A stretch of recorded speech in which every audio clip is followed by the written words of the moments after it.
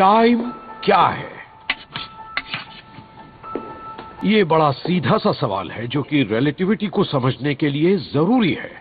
इसकी वजह से ही मेरे बाल भी सफेद होते जा रहे हैं। जब हम मोशन के बारे में बात करते हैं तो उसे टाइम से जोड़कर बताते हैं, जैसे 10 मीटर्स पर सेकंड, 100 किलोमीटर्स पर आवर। लेकिन वेलोसिटी का मैथमेटिकल डिस्क्रिप्शन तब तक डिबेटेबल है जब तक कि हम डिफाइन न कर ले टाइम को।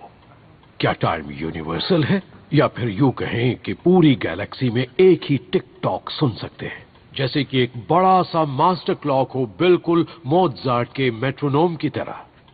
और फ्रेंड्स, इसका जवाब है नहीं। टाइम एब्सोल्यूट नहीं है। इनफैक्ट हम सारे पढ़े लिखे फिजिसिस्ट के लिए भी पास्ट, प्रेजेंट और फ्यूचर का फर्क महज एक धोखा है।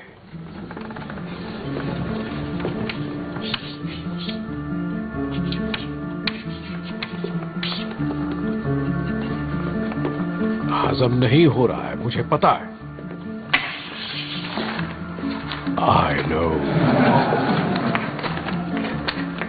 लेकिन रिलेटिविटी को समझने के लिए टाइम को समझना जरूरी है। तो अब आप सब लोग अपनी आंखें बंद कर लीजिए। घबराइए मत, मैं काटूंगा नहीं, पर हां, मुझे एक नए पेन की तलाश जरूर है। तो अब चलिए, आंखें बंद कीजिए। टाइम को ठीक से समझने के लिए हमें एक स्टेप पीछे जाकर पूछना पड़ेगा, व्हाट इज लाइट? तो चलिए मेरे साथ सूरज की तरफ।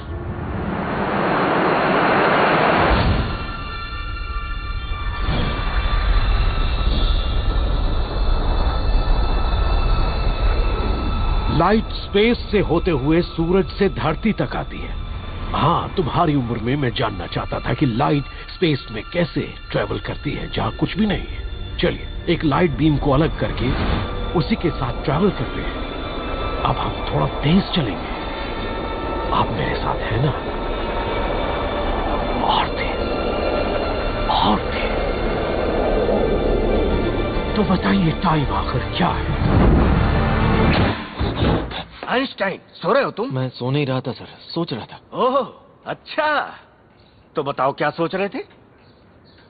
यूनिवर्स के सीक्रेट्स के बारे में सोच रहा था। मेरी राय है कि तुम आंखें खुली रखो और ट्रिग्नोमेट्री के बारे में सोचो। सीधे बैठो।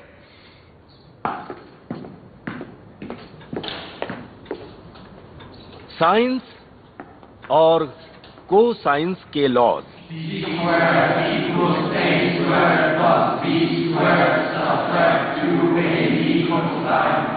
ट्रायंगल का एरिया क्या होगा?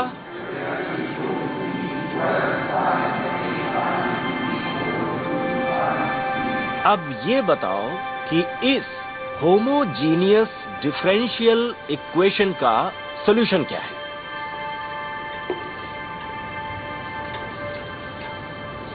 आइंस्टाइन, क्या तुम यूनिवर्स के सीक्रेट्स के जरिए इस इक्वेशन को सॉल्व करने के बारे में सोच रहे हो? नहीं सर, मैंने पहले ही इसे सॉल्व कर लिया है। Get out. पर मेरी गलती क्या है सर?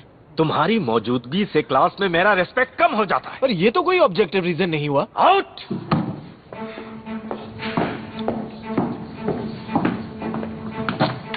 एक कांस्टेंट के नेचुरल लॉग को x से मल्टीप्लाई करें तो वो इक्वल होगा 1 प्लस v स्क्वायर के नेचुरल लॉग के। और चूंकि v equals y over x, इसलिए हमारा फाइनल फंक्शन हो जाएगा x square plus y square minus cx cube equals 0। और सच तो यह है सर कि आपकी मौजूदगी से प्रशियन मैथमेटिक्स के लिए मेरी रिस्पेक्ट कम हो जाती है। आउट।